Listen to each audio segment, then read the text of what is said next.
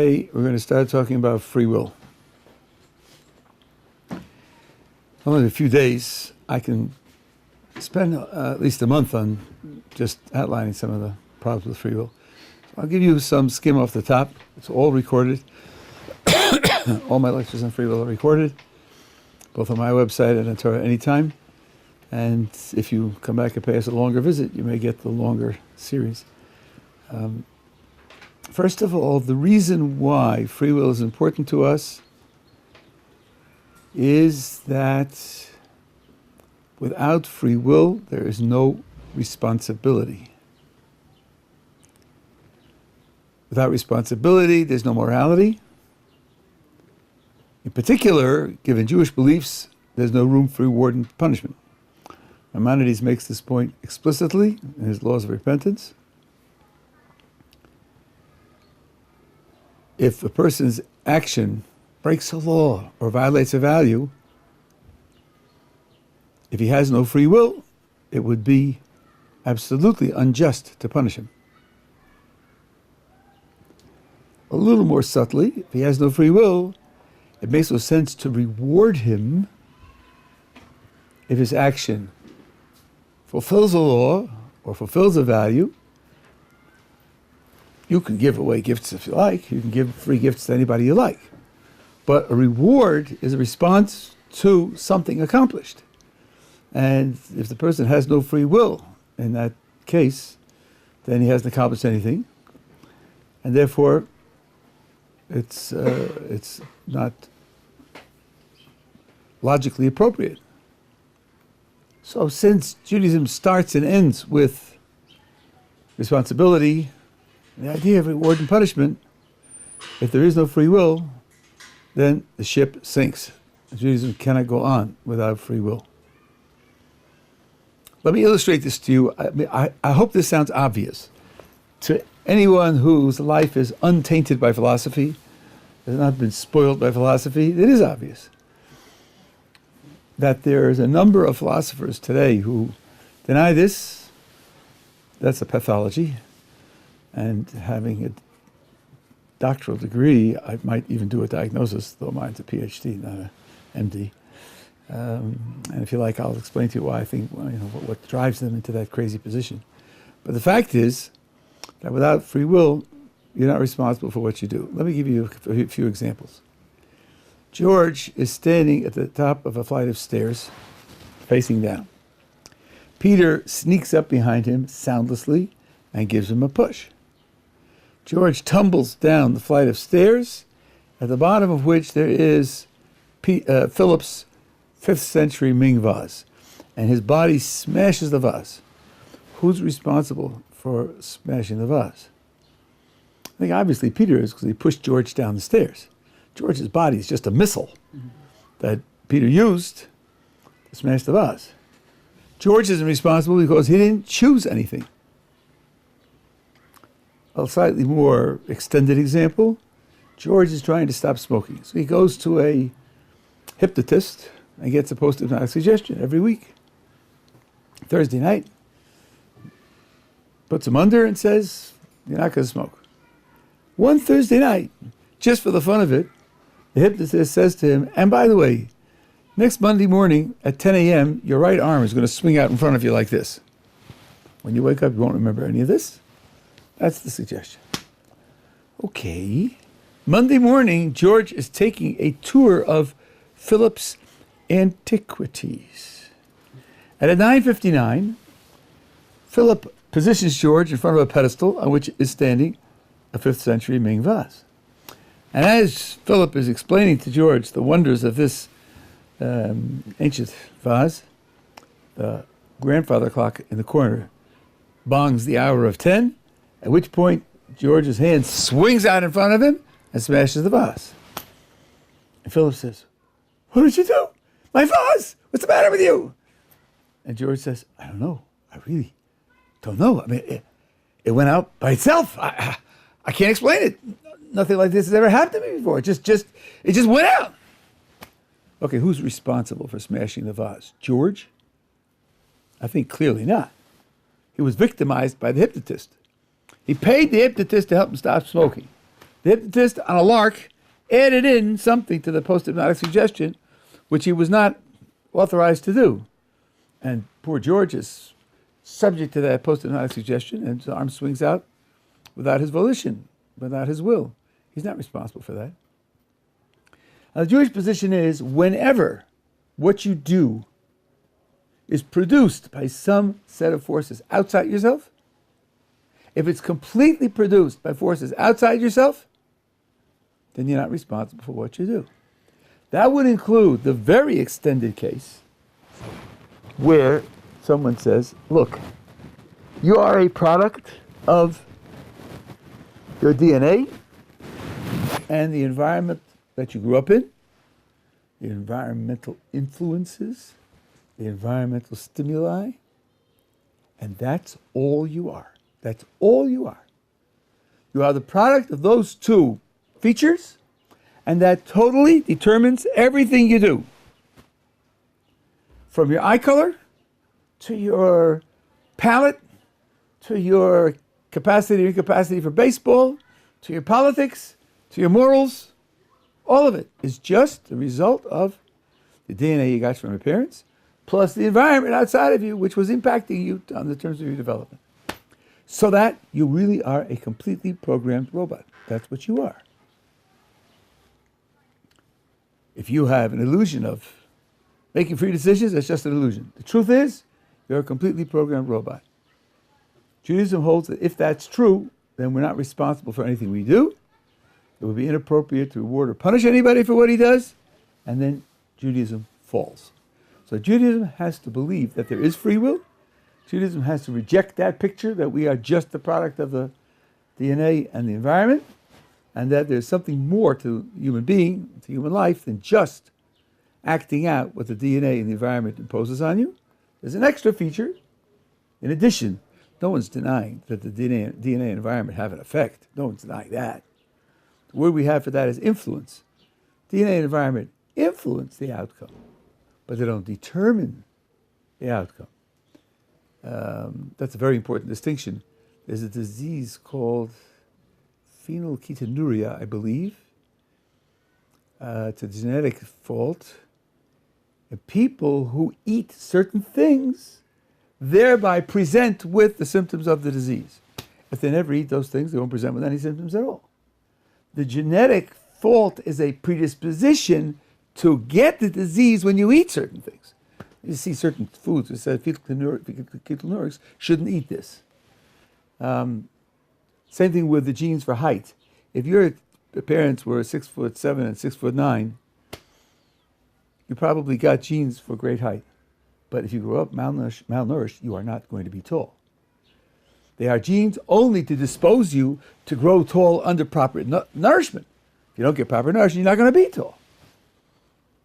So, at best, what you have in the genetics and in the environment, from our point of view, is influence. Influence is not the same as determining what you do.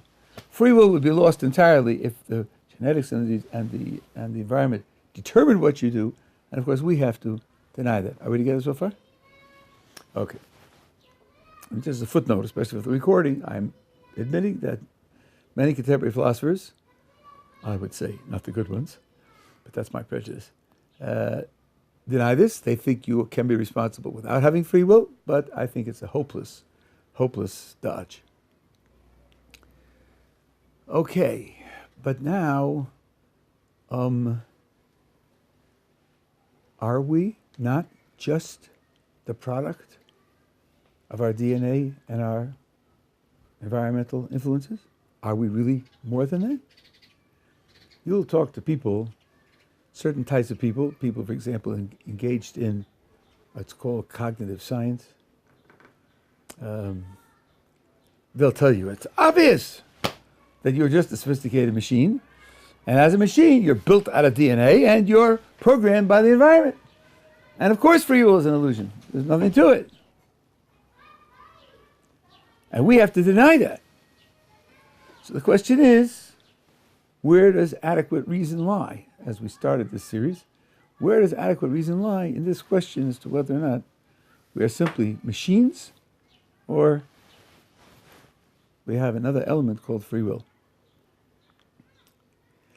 I want to do this step by step. I'm doing it with certain philosophical nuances in mind. Not everybody would do this, but I think it's worthwhile because I think the nuances are correct. First of all, everybody is fully convinced that he has free will. Everybody. Even the philosophers who deny it are convinced they have it. They just think that being convinced is a fault, a weakness, some kind of aberration, some kind of hallucination, and they've taught themselves to think otherwise. But that doesn't stop them from living life in terms of it. I'll give you an example. You know what visual illusions are? You've seen the Miller-Lye illusion and the box illusion and so on and so on. So after a while, you can learn that they're illusions, and you learn why they're illusions. Sometimes you can measure them and make sure things are really the same size and they look different. But that doesn't change how they look. They still look just as bad. You should remember, I learned this mistake, I learned such a mistake, but they still look just as bad. When a person lives his life, he can't help but experience what's going on in terms of free will. John Searle, one of the great atheistic, materialistic philosophers who believes in free will, gave the following illustration. A person who denies free will goes into a restaurant, he sits down, the waiter comes over and he says, well, our two main dishes are fish and meat, what will you have? And the customer says, you know, I'm a determinist. I don't believe in free will, so I'm just going to sit and wait and see what I order. I'll just let it happen. Now, that's supposed to be funny. For philosophers, it's a little bit funny because obviously the decision to sit and wait and see what you order is also a decision. That's what you've decided to do. You can't live your life actively without experiencing it as having alternatives and deciding among them. That's what goes on all the time. You can rehearse your philosophy in the top of your mind and say, oh yeah, I know I feel that way, I know I experience it that way, I know I live it that way, but it's all a mistake, it's all an illusion. Just like looking at the visual illusions. And it might be correct, but we're all naturally, instinctively, intuitively convinced that we have free will. Now here's the first philosophical point. Anything that everybody's convinced of, everybody finds natural, normal, intuitive, and inescapable, is appropriate to believe unless and until somebody gives you adequate reason to abandon it. Again, anything that is obvious to everybody, intuitive and compelling to everybody, is appropriate to accept and it's appropriate to believe unless and until somebody gives you adequate reason to abandon it. Some things throughout history that people have thought were obvious and compelling turned out to be wrong. Some things, yes, indeed, have turned out to be wrong. That doesn't mean that it's just up for grabs. The fact that people have made mistakes about something doesn't mean that everything's open to question, everything's 50-50. That doesn't follow. It just means you might be wrong. Think of what we said in the last series about possibly wrong. Possibly wrong. Maybe it's a little bit more than possibly wrong, because other things like this have turned out to be wrong. But still, the default position is if everybody's convinced that it's obviously true, that's the right thing to accept. We will listen with respect to a critic who says it's all a mistake. Okay, he says it's all a mistake, and he wants to convince us of that. We'll listen to his reasons.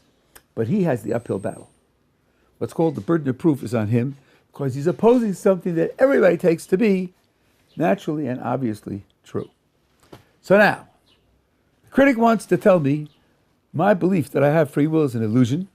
By the way, in one of his books, Searle considers all of this in detail. He did it in The Practice of Rationality, and he did it again in Freedom and Neurobiology. So he wants to tell me it's all a mistake. It's all an illusion. Really, you are just the product of your DNA and genes. So I ask him, why do you think that? Why do you think that? You're taking a very strong position. You should have evidence for it. You're a philosopher. You're a scientist. You don't just pick things out of the air. You should have some good reason for thinking so. One reason that they will give is that when we trace the difference in your environmental factors, your upbringing, context, culture, economics, we can see a systematic effect on the way you develop. Watts, California, 17-year-olds, 3/4 of them are illiterate. In Shaker Heights, Ohio, 100% are illiterate, or at least 100% of those who don't have severe psychological disturbances or disabilities. So the believer in determinism will say, you see it right in front of you. You see how the environment impacts your development. You can see the difference right in front of you. That's straight evidence. But I will still persist in asking, look, in Watts, you gave me a 75% statistic, not a 100% statistic. 75% statistic doesn't suggest determinism. Doesn't suggest that the environment is producing the result. It suggests that the environment is a factor in the result, yes. But since it isn't 100%, it suggests that there are other factors also that determine what the difference is with the 25%. Now, they have an answer to this. I think it's important for you to understand the answer and understand why it's wrong. The answer they will give you is this. Look, we believe that the environment determines the outcome. So far, the only environment we've taken account of is being in Watts, California. That's the geographical area. A child's environment has lots of specific details also, and different children have specific details. The ones who learn to read, the 25%, maybe the mother was a school teacher, or maybe there was an uncle in Ohio and he went to Ohio to spend the summers. Or maybe he's the oldest child and therefore the parents were together longer in his childhood development and he had a stable home longer than younger children. We'll tell you, they say, we'll tell you that there's something else in the environment that determines why the 25% are different from the 75%. But it's all environment. That's what they say. Well, what's wrong with that? They have a position that it's all environment. The environment does the whole job, nothing left over.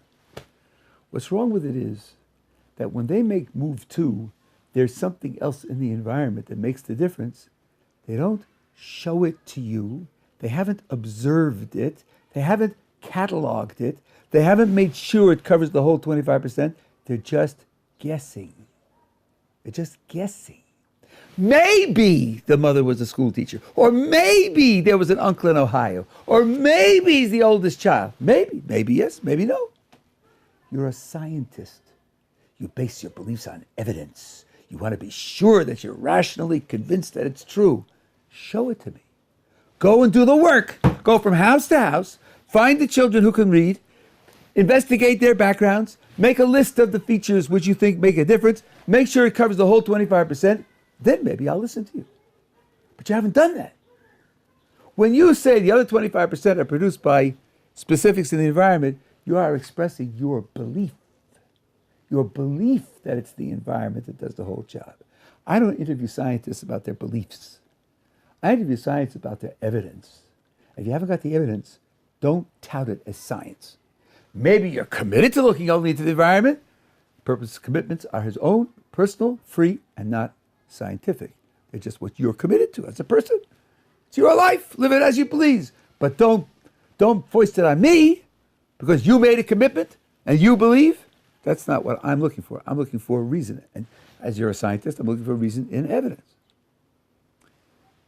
The fact is they can't make 100% statistic, and that's for reading, much less for values or politics or love. They can't make 100% statistics. So I say, if they're claiming that the DNA in the environment is the whole story, and they're claiming they have evidence for that, the whole story, not just influence, but the whole story, I want to see 100% statistics. If you don't have 100% statistics, then I'm going to say you don't have evidence for it. Don't get me wrong. When I say 100%, I mean a single statistic that's 100%.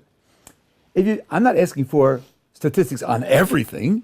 That would be clearly unreasonable. That would be clearly too much to ask. I agree.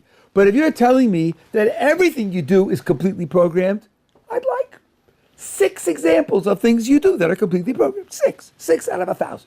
If you gave me 6 out of 1,000, I'd be encouraged that there's something there to take seriously. But the truth is, they don't have one. Not one. Well, one. There are very extreme cases. There are cases where a gang, youth gang, catches little children, let's say an 8-year-old, and injects them with crack.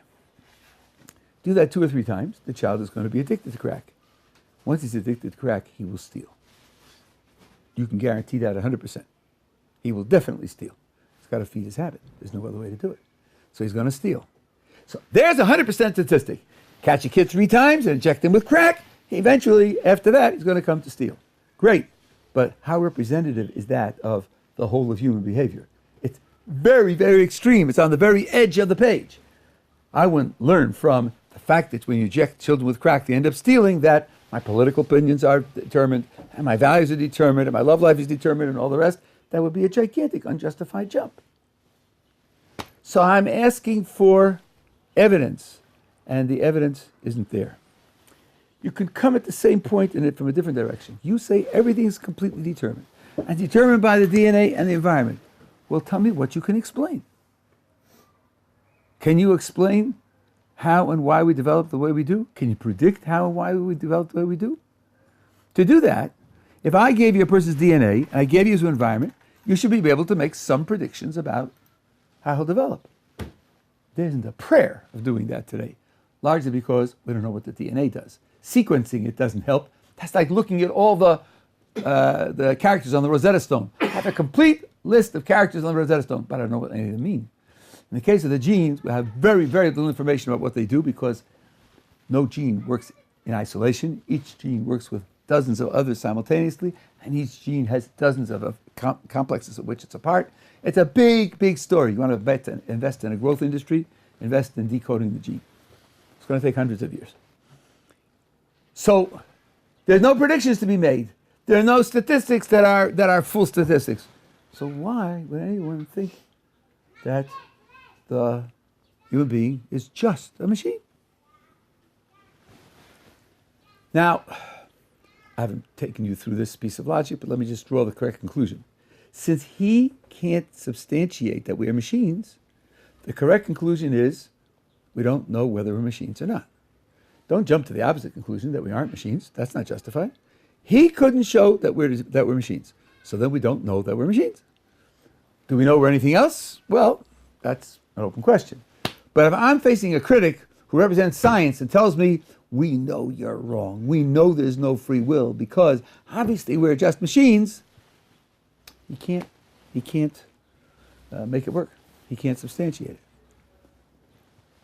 Now, I will briefly reply to one other move that these people make, and I'll be happy to leave this one and go on to another issue. Sometimes you hear the following. It is the essence of science to assume that you are working within the natural world. That means the material world, the physical world.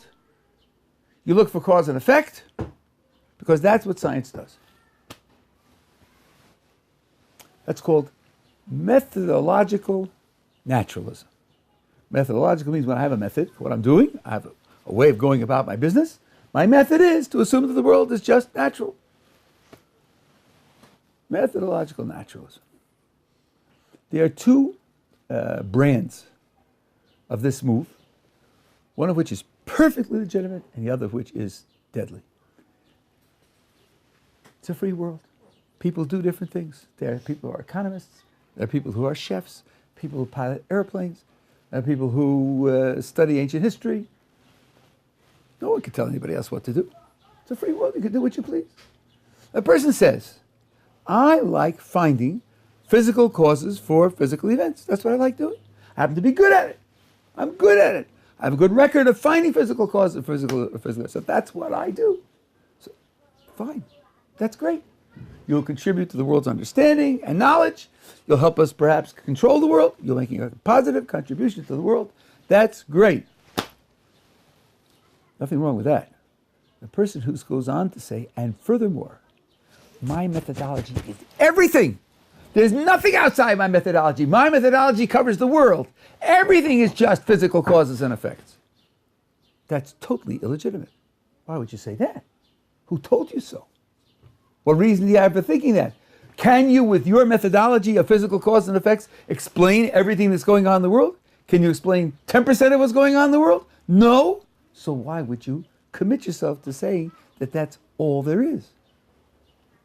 By the way, mathematics doesn't work with physical cause and effect either. Doesn't it produce genuine knowledge? Don't you, the physicist, lean on mathematics all the time? But it doesn't come from your methodology of physical causes and effects. So why should I pledge allegiance to that? You want to adopt your profession and give it certain rules because that's the way you function. Terrific. But don't tell me that you're covering the whole of the universe unless you have an explanation for everything. If you had an explanation for everything, then I'd be impressed. Then I would consider taking you seriously. But you don't. And if you don't, then there's no point in imposing that on anybody else. Okay? Now there are sophisticated philosophical moves to try to show positively that we're not machines, but I'm not going to go into those right now. Maybe I won't have time to do them. I want to move to other types of questions in the meantime. Free will, as I told you, is a commitment that Judaism has. This may sound odd, but people discover tensions within Judaism, free will against other Jewish ideas. And they worry about how they could be reconciled. I'll give you a couple of examples. Here's a simple one. Isn't Judaism, among other things, a system of commandments? System of commandments.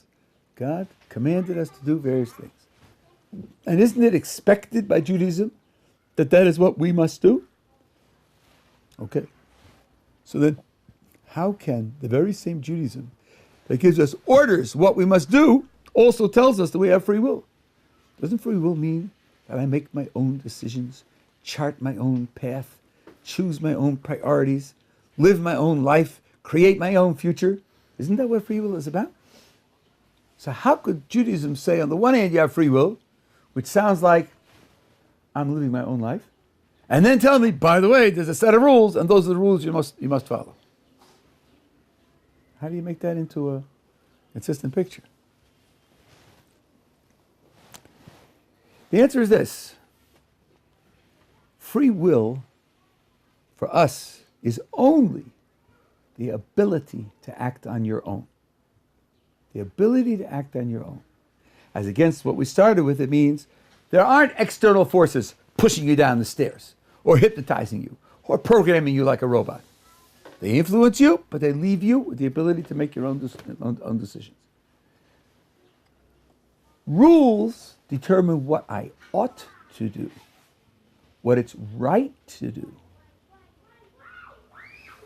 Knowing what it's right to do on the one hand, and yet having the freedom to obey or disobey on the other hand, is not a contradiction at all. It's the universal human condition. We all know on occasion that there are certain things that should be done, and we don't do them. So having free will, just as the power to act on my own, doesn't contradict there being commandments. What would contradict there being commandments would be an authority to choose as I please. A position like this: I choose for myself what I please, and because I chose it for myself, it's right for me. There's nothing higher than me that can dictate what's right for me. When I choose something for me, it's right for me because I chose it, period. And nothing outside of me and nothing higher than me can dictate to me what I ought to choose. Not you, not society, not history, and not God. Nothing outside of me can determine what it is I ought to be doing. That sense of free will, which is not just power, that's free willed authority, that contradicts Judaism, that's for sure. That contradicts commandments for sure. But we don't believe in that. Judaism doesn't believe in that. So there's no contradiction within Judaism. And if you ask, okay, Judaism's consistent, congratulations, that's wonderful. But what about the idea that I'm the top authority? I'm the one who determines what's right for me. Nothing outside of me can determine what's right for me. What about that? Maybe that's correct.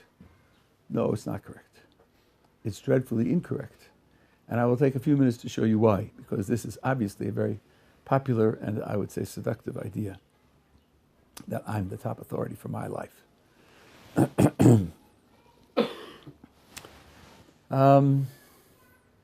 Let's consider George, who tells us that he has chosen a project and he's going to dedicate himself to it, at least for the coming period of time.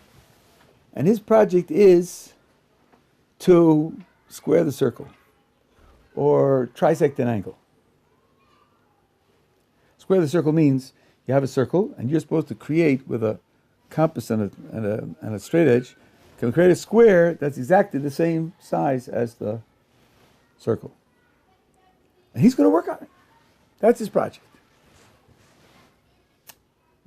But there's something wrong here because it's known mathematically that it can't be done. It's been proved mathematically that it can't be done. Isn't it correct when we look at George that we know he's making a mistake? He's dedicating himself to try to do something which can't be done. We might even know more.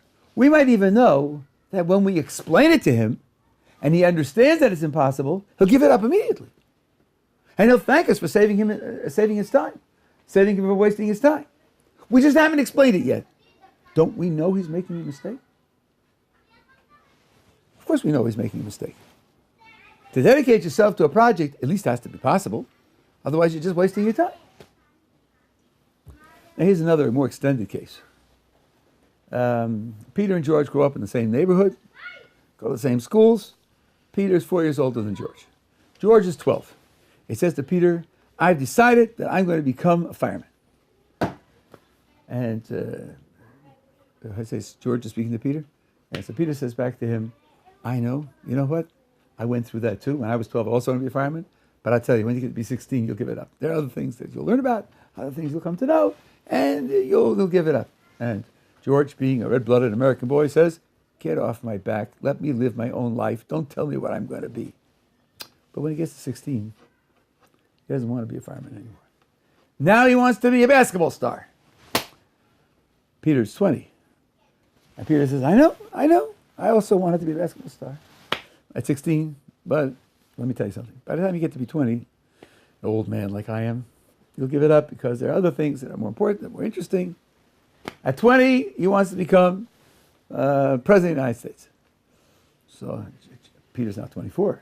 He said, yeah, I know. I was also a sophomore in college at 20, and I also remember those ambitions. You know, anybody can be president, but by the time you're 24, you're going to give it up. By the time you're 24, he has given it up. By now, he wants to win Nobel Prize in Medicine.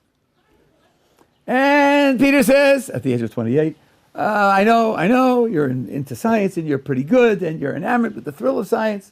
But let me tell you something. By the time you have a few more years of experience under your belt, by the time you get to be my age, you'll see, you'll give it up. By the time he's 28, he's giving it up. Now, at 28, he wants to make $1 million by 35. Peter says to him, yeah, I know, I've been there. I was once 28 like you, same school. But I tell you that you're going to change your mind. Couldn't George learn from experience? You know, Peter has my number. He really has my number.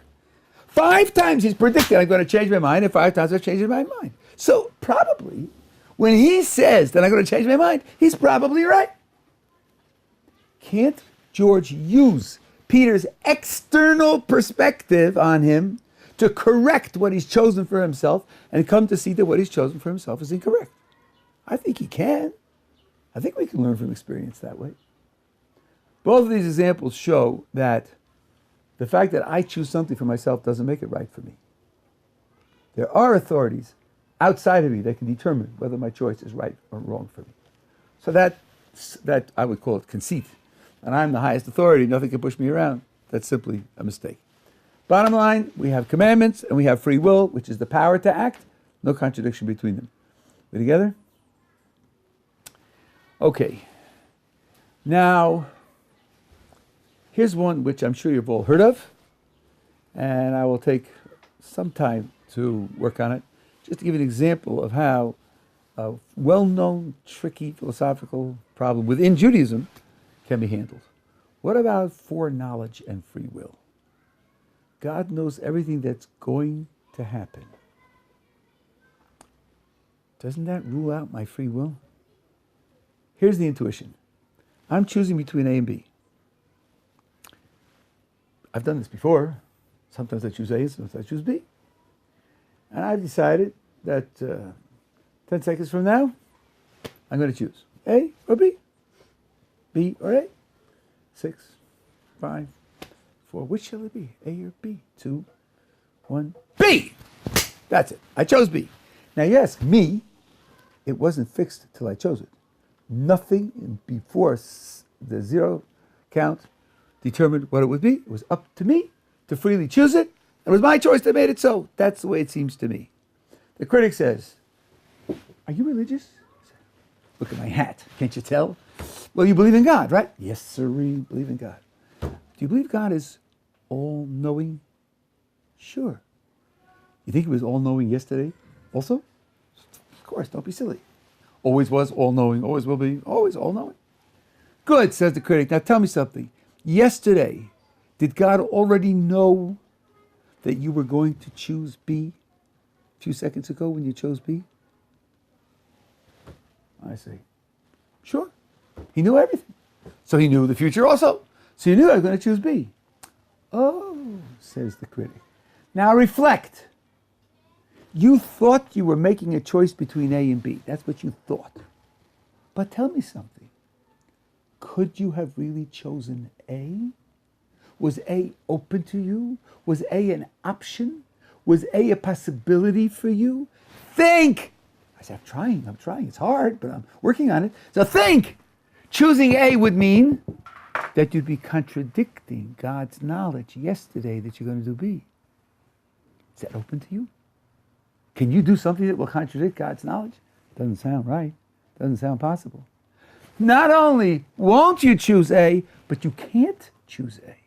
The possibility of choosing A would mean the possibility of doing something against God's knowledge. You don't even have that possibility. You don't have that power. You don't have that alternative. So, says the critic, you're suffering from an illusion. You thought that you were choosing between A and B. A wasn't really open. A wasn't really possible. At least, says the critic, on your view that there is a God and he's all-knowing, and he was all-knowing yesterday, he knew the future yesterday. If you're committed to all of that, you have to admit that you didn't have the power to choose A. You weren't really choosing between A and B, and that makes it sound like it's not really free will. If you don't have two alternatives, you're choosing only the thing that you have to choose, nothing else that you could choose. Seems like you're stuck. Is the problem reasonably clear? I'll rehearse it once more because the solution depends on getting the problem exactly right. The problem is this. I think of free will as choosing between two alternatives, A and B. When I choose one of them, B, God already knew yesterday I was going to choose that one, which means choosing the other one, which would contradict God's knowledge yesterday, becomes impossible. Since it's impossible, I'm not really choosing between two alternatives. That's not real free will. Okay? That's the problem. There's a direct, simple solution here. It's found in Jewish sources, in the Rasad Yagon and in the Akedas Yitzchak. That's for the recording, people who might know what that is. And Lahavdil Elef Adolos, Bertrand Russell offered the same solution. Bertrand Russell said, don't beat up the religious believer with this problem because it has the simple solution. Let me tell you what the solution is, then I'll tell you how Russell said it, and then we can discuss it and make sure that we have it clear. The way I rehearsed the problem, I made an assumption. I built an assumption into the problem. The minute you question that assumption, you can see that the problem dissolves. Again, the heart of the problem is, God knows yesterday I'm going to choose B, then how can I choose A? Choosing A will contradict God's knowledge yesterday. The hidden assumption is that God's knowledge yesterday is independent of what I choose. It's independent of what I choose. It's fixed, chiseled into history, so that when I try to do A now, it becomes impossible, because it will contradict God's knowledge yesterday. But suppose that's not correct. Suppose God's knowledge isn't chiseled into history, Suppose God's knowledge isn't independent of what I choose. Suppose my choice causes God's knowledge. Suppose my choice causes God's knowledge. Watch how the problem dissolves if you look at it that way. I chose B. That's what I really did. Of course, yesterday, God knew I was going to choose B because he knows everything. Now we're questioning, a hypothetical. What would it be for me to choose A? Would it be okay? Would I get into trouble? Well, according to this picture, if I imagine choosing A, then I also have to imagine that yesterday God knew that I'm going to do A. Because it's my choice that causes his knowledge. It's wrong to hold the knowledge of B constant while I imagine choosing the other one. If I imagine choosing the other one, then the knowledge yesterday is going to be changed to A also, and everything is perfectly consistent. Everything is perfectly consistent. Russell's way of putting the idea, which is vivid and to his credit, is this. He says, suppose that yesterday God gets a sneak preview of the future. It's a sneak preview. He watches you. Today, choosing B. That's how he knows yesterday that you're going to choose B. He knows because he peeks ahead to the future and watches it happen. Surely that's not going to put any constraints on what I do, because just as I said, had I chosen A, he, looking from yesterday, peeking forward, would see me choosing A, and then he would know I'm choosing A. Once you take out that hidden assumption, the problem just disappears, just dissolves. And that is the way those two sources, I think, and there's a Chuvas Rivash also, who says the same thing. I used to divide this up into two ideas, and then I saw this responsum of the Rivash, and I saw that it's much better put as one core idea. Okay, so that answers the problem directly in its own terms. That means there is no absolute contradiction between foreknowledge and free will. Are we together? Now, some people might be uncomfortable with this, but I mean that your choice causes God's knowledge. Is that appropriate? Is that right?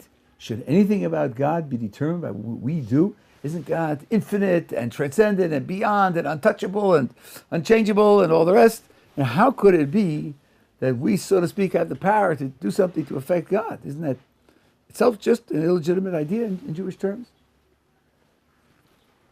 This is a subtle matter, but let me at least give you a bridge concerning this idea.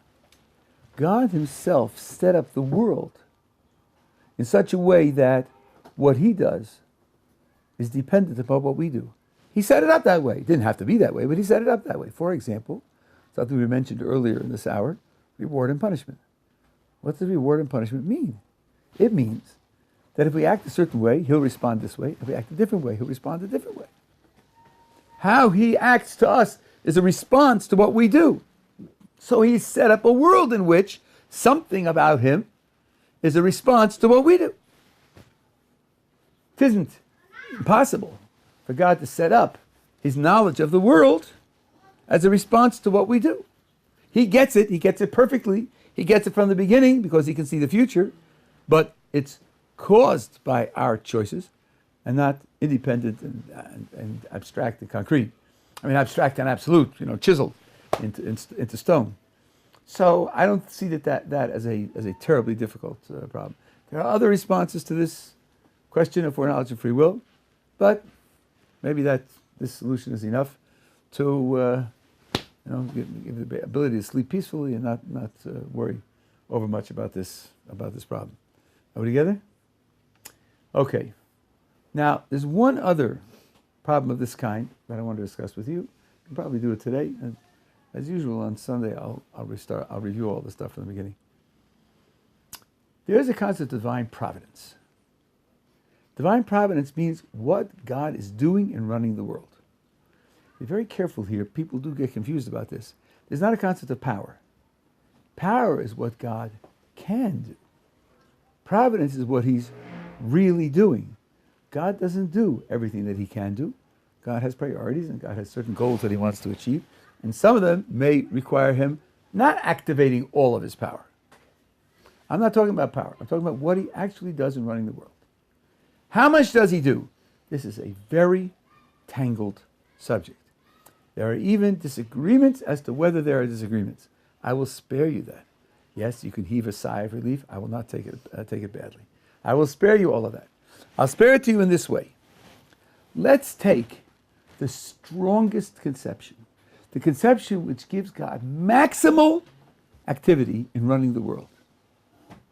We want to see whether God's providence squeezes out my free will, squeezes out my ability to act on my own. So if I take the maximal concept where he's doing the most that anybody ever describes him as doing, and my free will still has a purchase, then if you have a more relaxed view, of course it has a purchase.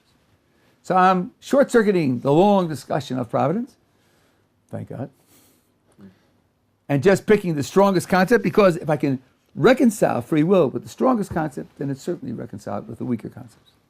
What's the strongest concept? The strongest concept is that everything in the physical world is a product of God's will. Everything that happens in the physical world is a product of God's will. The weather and the evolution of stars and the ups and downs of the stock market and crops and the rest, disease, all of it is maybe the stock market I should subtract. Strictly physical world. Everything in the strictly physical world is a product of God's will. Now, here's how you might think there's trouble for free will. Someone asked me for charity. Okay, I have money in my pocket. Some of it is indeed dedicated to charity. The person looks reasonable. The person needs charity. So I decide, yes, okay, I'll give him some charity. Put my hand in my pocket, take it out, and give it to the guy, and he walks off. I gave charity. I gave charity? Well, I gave charity by putting my hand in my pocket, grasping the coin, and handing it to the other person. Isn't that a physical event? Closing of muscles, releasing of muscles, motion of arm. Isn't that a physical event? According to this picture that we are considering, God's will causes every physical event, including all the motions of my body, which includes my body handing over the coin to the petitioner. So, who's giving charity here? Sounds like God's giving charity using my body as a tool. Where do I have purchase here? Since I'm not controlling my body.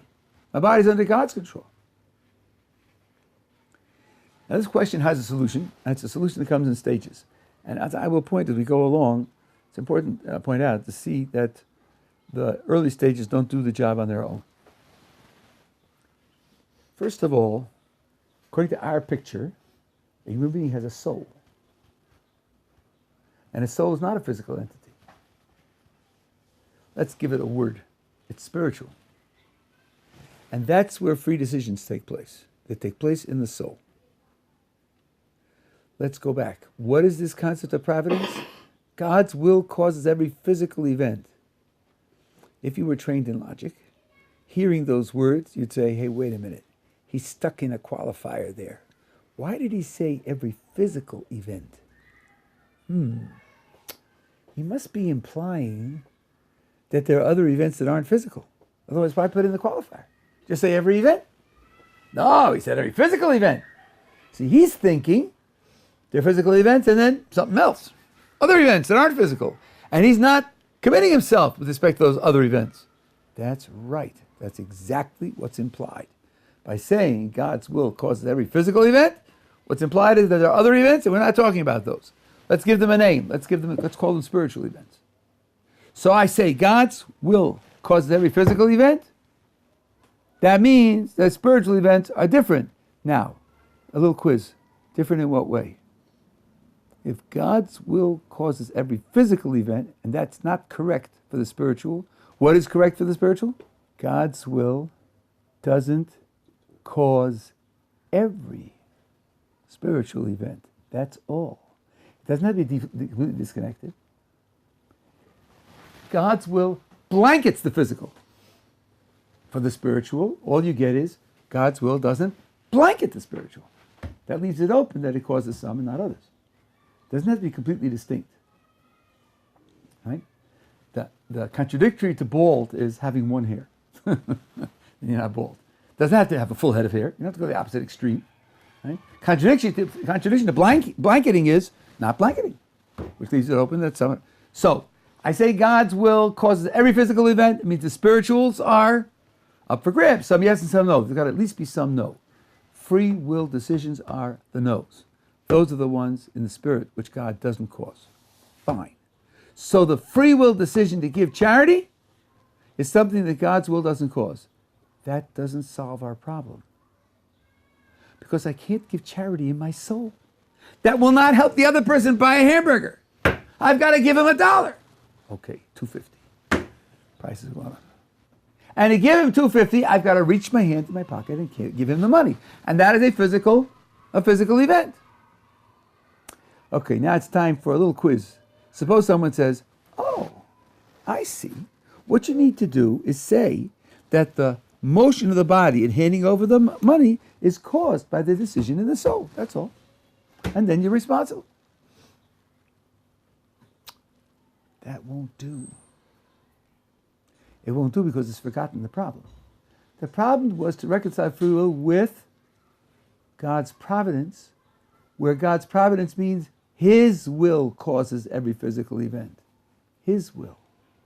You can't say that my soul's decision causes my body to move. That just denies the problem. The problem was assume that God's will causes every physical event and find room for your own role in the world. So I can't make that move. What I need to do, there are certain philosophers who draw you a picture where you are, where you're going, what your means are, like Jerry Fodor. I think it's very useful. It's very useful. Keep track of where you are, what you're doing. The body's moving. The body's moving because God's will causes it. And I want to know how that could be my action, how I could be responsible for it, how I can get any credit for it. So we've built the soul, and the soul makes its own decision, but the soul isn't making the body act. What I've got to do is build a bridge between the soul and the body, not the bridge of causation. God's causing the body to act. I've got to build a different bridge, which will still make me responsible for what the body does and give me credit. And here's how you do it. I know from vast, vast experience that what I decide is what happens. Almost every time. 99.99% of the time, when I decide to move my body in a certain way, the body moves that way. Yeah, from time to time I catch a cramp. From time to time I may faint. From time to time the wind gets in my eye and I lose track. But that's very, very rare. Almost always, when I decide, the body carries it out. Why? Because obviously God has a policy of causing the body to carry out what I decide. Since the body's activities are the result of God's will, so what you see is that God has a policy of carrying out what my soul decides. Good. So here I am. The guy's asking me for charity. I say, you want charity? Let's see. Do I have money in my charity account? Yes. But I'm saving up to buy the newest release of the Tokyo String Quartet, which I think is the best string quartet on the planet. And it's expensive. But on the other hand, I do have a mitzvah of charity, and the money really belongs to charity account, so it's charity, Tokyo, charity. I go back and forth, and I say, charity. That's the end of my contribution. Now, God makes the body hand over the charity. But I also know from experience that had I decided Tokyo, God would have caused the body not to hand over the money. I know that from experience. So I know from experience that what I decide is, in fact, what's going to happen, even though I'm not making it happen. That's enough to make me responsible. I know that when I decide this, this is what will happen. When I decide that is what will happen. That's enough to make me responsible for the outcome, because I know what the outcome will be. It's not a bridge of causation, it's a bridge of knowledge. That being the case, even though God causes the body to hand over the charity, I get responsibility for the mitzvah of charity, because had I decided otherwise, it wouldn't have happened. That being the case, even if I take this extremely strong position about God's providence, that God's will causes every physical event, there is room for freedom and responsibility, because the soul is spiritual and The decisions are made in the soul, and with my knowledge that God almost always causes the body to carry out what the soul decides, I'm then responsible even for what the body does. Now, just one little comment on this, just to correct a possible misunderstanding, and then we have a couple of minutes you want to discuss, and then we can quit for today.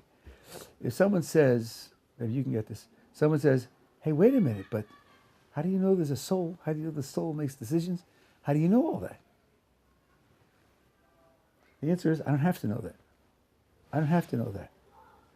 The critic is alleging that there's a contradiction in two Jewish ideas. To show there's no contradiction, all I need is a possibility that they should both be true. That's all. I don't have to know if the possibility is correct.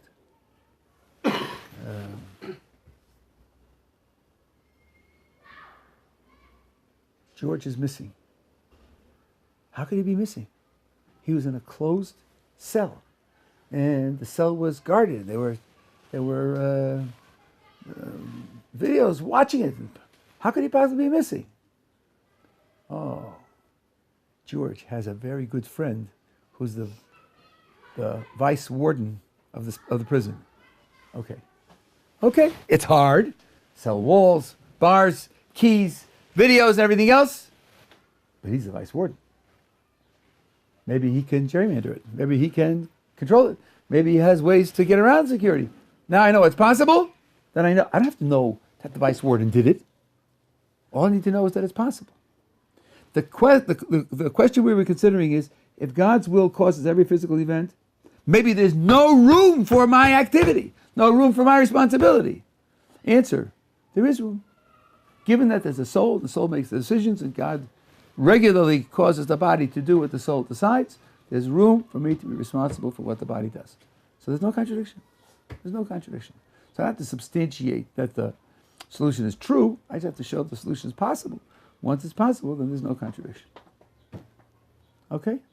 That's the beginning of free will. As I said, on Sunday we'll review these ideas, and if they're okay, we'll go on to more.